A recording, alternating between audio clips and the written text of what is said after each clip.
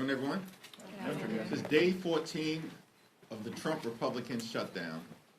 House Democrats and Senate Democrats remain committed to finding a bipartisan path forward to reopen the government, enact a spending agreement that actually meets the needs of the American people and addresses the Republican health care crisis. The American people know that Republicans have shut the government down because of their unwillingness to provide health care to everyday Americans, working class Americans, and middle class Americans. The Republicans have created a health care crisis that is devastating people all across the country. Working class America, rural America, urban America, small town America, the heartland of America, and black and brown communities all throughout America. That Republican healthcare crisis includes, but is not limited to, the largest cut to Medicaid in American history, hospitals, nursing homes, and community-based health centers closing all throughout the country because of what Republicans did in their one big ugly bill. The country faces a possible $536 billion cut to Medicare if Congress doesn't act by the end of this year. The Republicans continue to refuse to extend the Affordable Care Act tax credits, which is going to result in tens of millions of Americans experiencing dramatically increased premiums, co-pays, and deductibles. All across the country, including, most significantly, in states that Donald Trump won, and Republicans could care less. House Republicans canceled votes 2 weeks ago, canceled votes last week, canceled votes this week. House Republicans are on vacation, House Democrats are on duty here in Washington, D.C., ready to reopen the government, ready to support our troops and hardworking federal civil servants, and ready to address the Republican health care crisis that is crushing people all across the country in an environment where the cost of living is already too high because of failed Republican policies like the Trump tariffs. Questions? Senator Jeffries. The government shutdown's going to get worse each and every single day for so many Americans, and we've already seen the standoff persist for some time. Republicans have rejected the Democratic CR that includes all of your demands there. So why not come up with a new approach, put a new offer on the table to try to jumpstart something rather than dig into your position? We're open to sitting down anytime, any place with anyone in terms of our Republican colleagues, either here at the Capitol. But why not put a new offer on the Either table? here at the Capitol or back in the Oval Office to have a conversation about finding a bipartisan path forward. But there has to be a willingness amongst Republicans to actually have a conversation.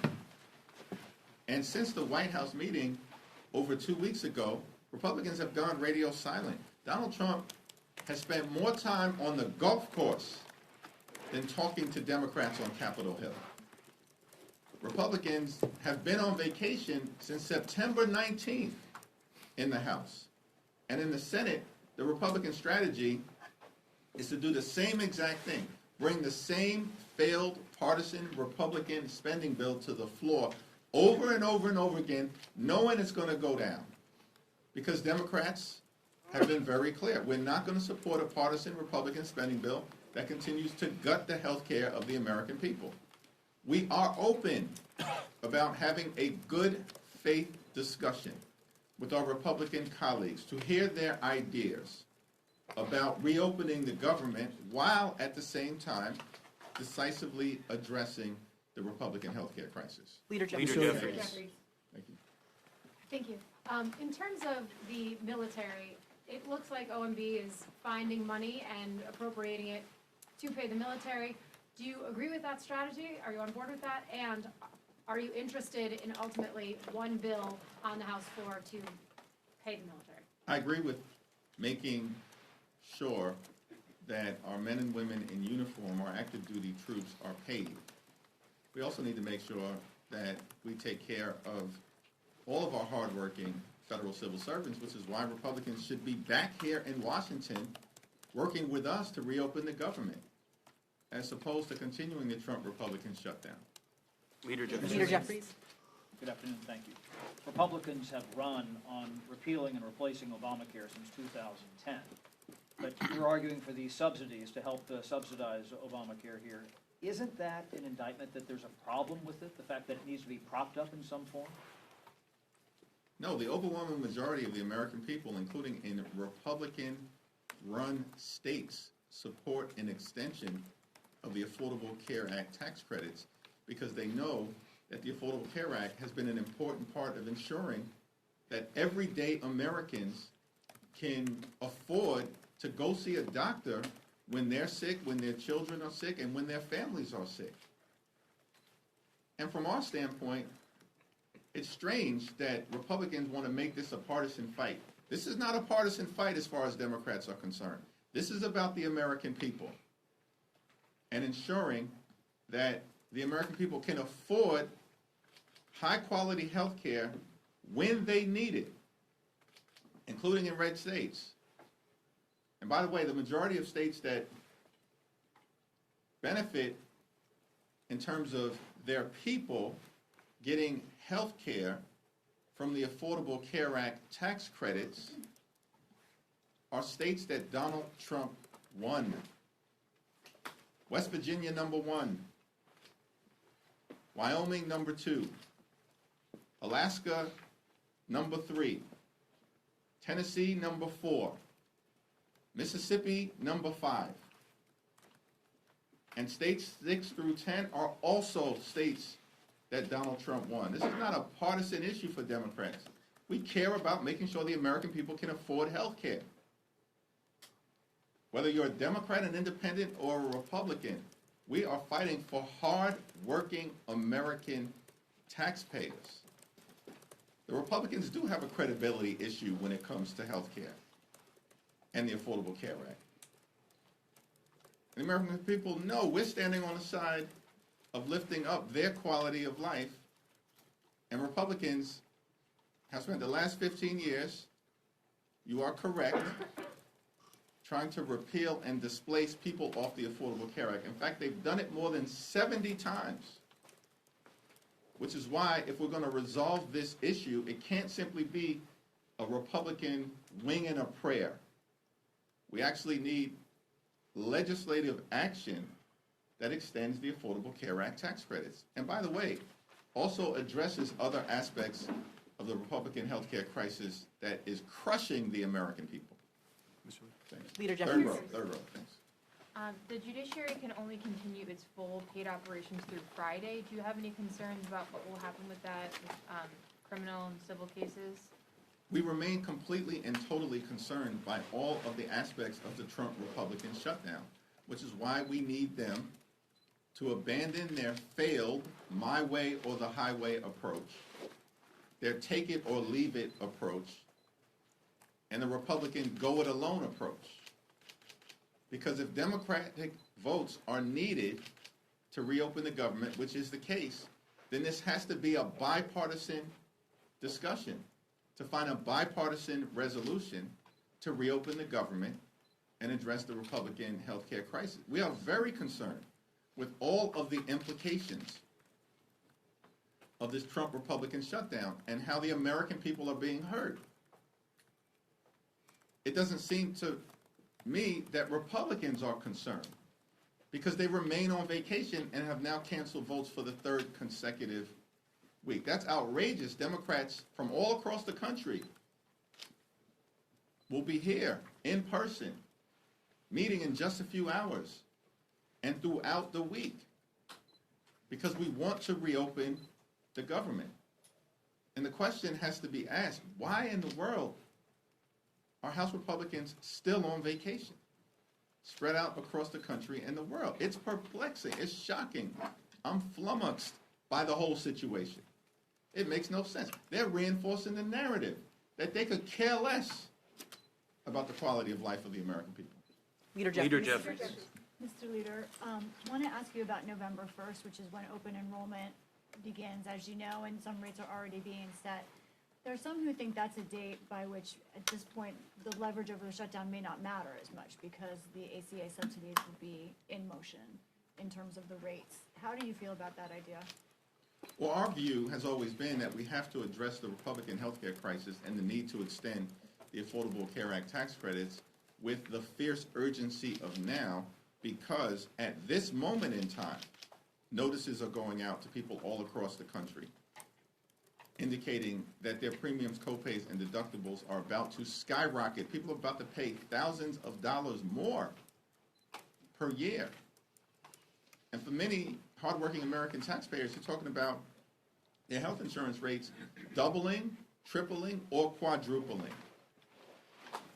In the congressional district that Speaker Johnson represents, you're talking about thousands of people in his district who are about to experience a 379% premium increase. How is that acceptable? That's happening right now. One of the reasons why we have to act right now is because of the November 1st open enrollment period. That's just the beginning of the open enrollment period. It'll last until early to mid-December. And so Republicans can try to run away from this problem that they've created by continuing to break our healthcare system, but they will not be able to hide. And that will become increasingly clear, as Marjorie Taylor Greene consistently has pointed out, in the weeks to come. Leader Jeffries. You got it? Mayor Cup. Yep. Michael? You mentioned several times that you believe Republicans have a House majority due to the North Carolina gerrymander. They announced yesterday that they're going to try to draw Don Davis out of his seat. I want to get your reaction to that. And also, do you believe that Proposition 50 in California is enough to offset everything that Republicans are doing to try to redraw the map ahead of next year? And also, the Supreme Court is hearing the Louisiana redistricting case tomorrow. So I just want to get your thoughts on North Carolina, Prop 50, and the Supreme Court oral arguments tomorrow.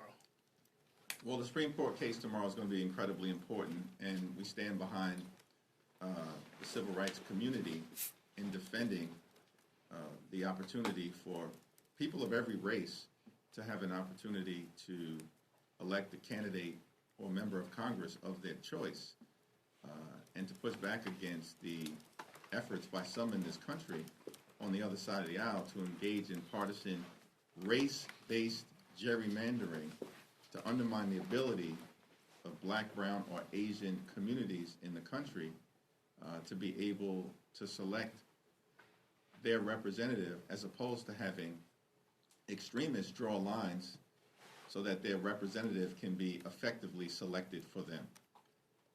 We're going to be watching closely that Supreme Court oral argument tomorrow, and I stand behind Representative Cleo Fields, whose district is the subject of the litigation.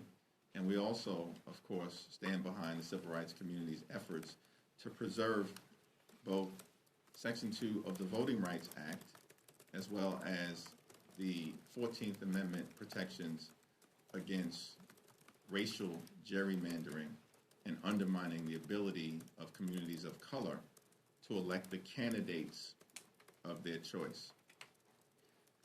We're going to win Prop 50 in California, and I'm thankful for the tremendous leadership of the California congressional delegation, the people of California, Governor Newsom, and the coalition of folks who have come behind the effort to push back against what Republicans have maliciously done in Texas in trying to rip 5 seats away from Democrats as part of their effort to gerrymander the maps and rig the midterm elections. We are not going to let Republicans successfully rig the midterm elections.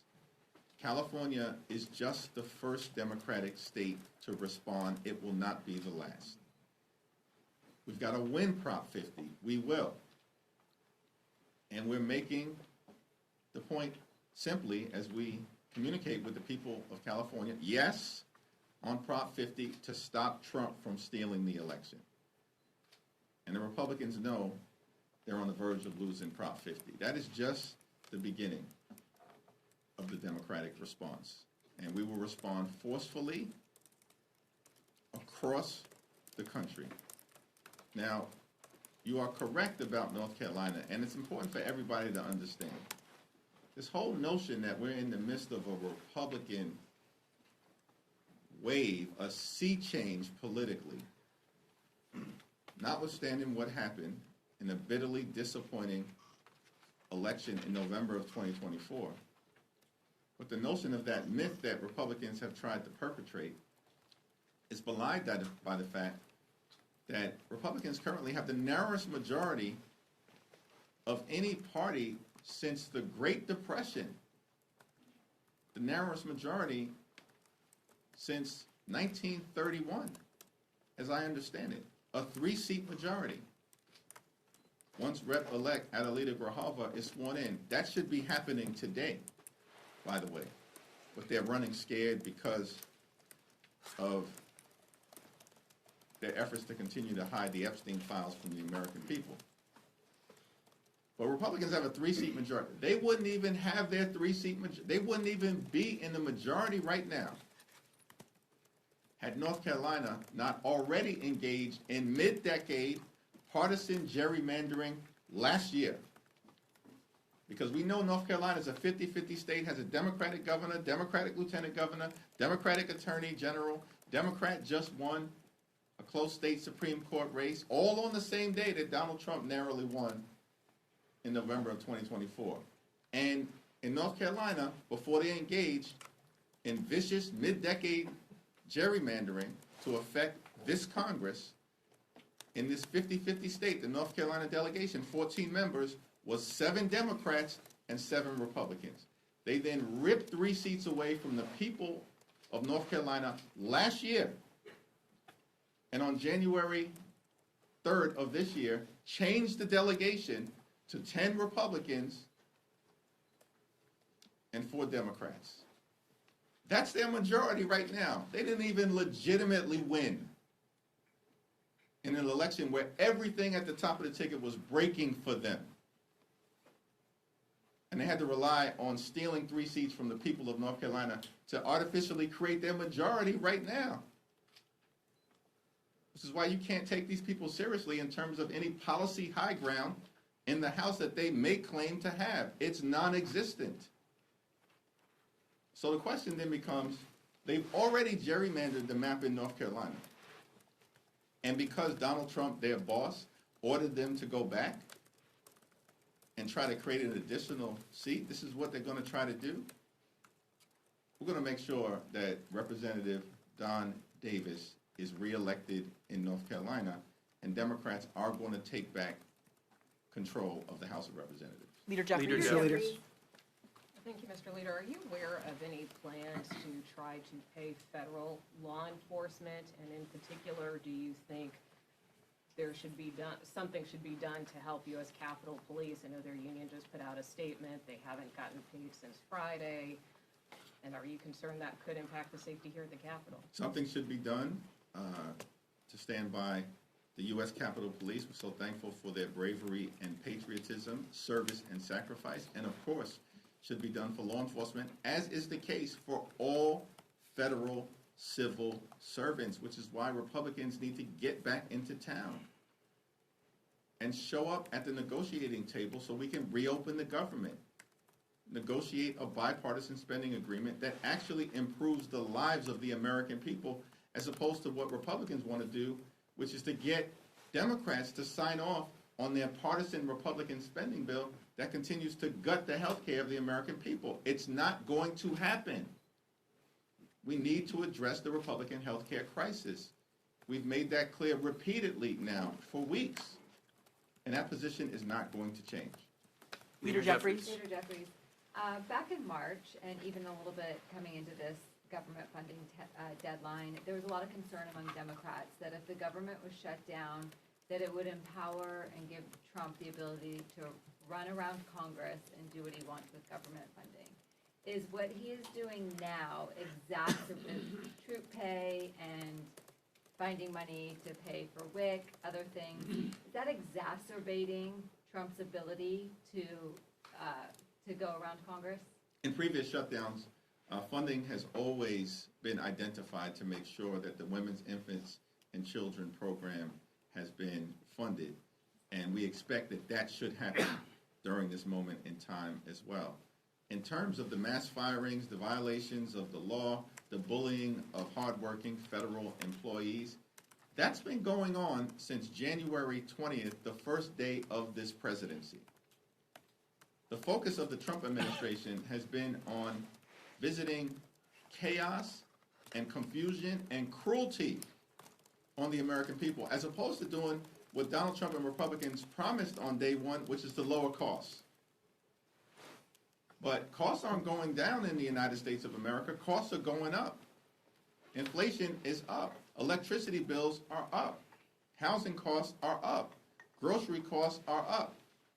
And now Republicans refuse to extend the Affordable Care Act tax credits, which is going to skyrocket health care premiums, copays, and deductible. Everything we're seeing right now in the midst of this Trump Republican shutdown is consistent with their failed policies that haven't made life more affordable for the American people. Republicans continue to make life more expensive.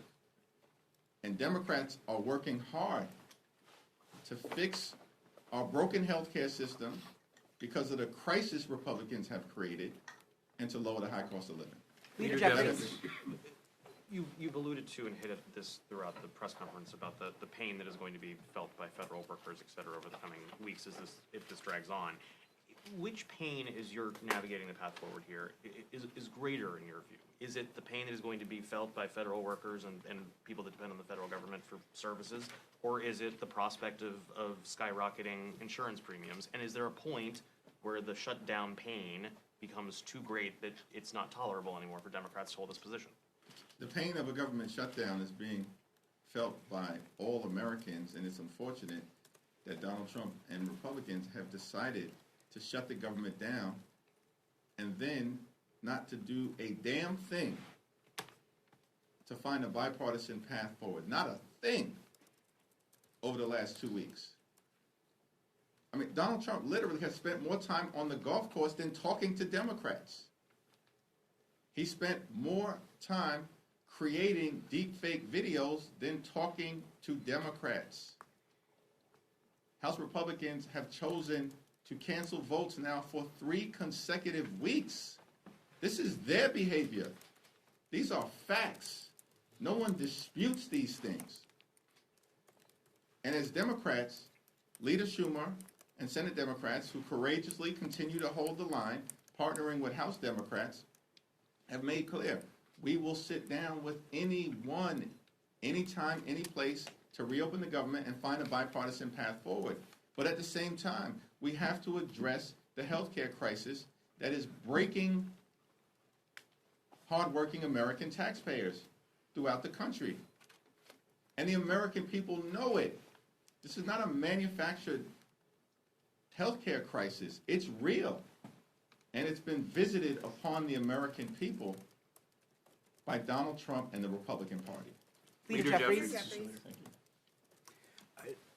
The President and the White House have confirmed now 4,000 firings across the federal government. As Kevin noted, that's something that Democrats previously said they were concerned about. If there was a government shutdown, the President would go through with this. Is there a way that Democrats' strategy here has opened the door for the President to go about these firings? Donald Trump and his administration have been engaging in mass firings since day one of his presidency. For the Republicans, cruelty is the point. And the fact that they are celebrating, meaning the extremists, the extreme MAGA Republicans, the fact that they're celebrating firing hardworking federal employees doesn't strengthen their position with the American people. It weakens it because the American people don't accept that kind of cruel and callous behavior and know that any responsible group of people would actually be standing up to support our hardworking federal employees. and trying to actually find a bipartisan path forward to reopening the government, which is what Republicans refuse to do. In the face of a growing healthcare crisis, open enrollment on November 1st, premiums, copays, and deductibles about to skyrocket, and the fact that Republicans have already enacted the largest cut to Medicaid in American history as part of their one big ugly bill, so they could reward their billionaire donors with permanent tax breaks. Well, at the same period of time, refuse to consider a multi-year extension of the Affordable Care Act or a permanent extension of the Affordable Care Act tax credits. Democrats are fighting for everyday Americans. Cancel the cuts, lower the costs, save health care. Leader Jeffries. Thank you. Yankees collapsed. Not cool, Chad. They're gonna riff Aaron Boone? Party shot. Chad, not cool, man. Even I didn't. Thank you.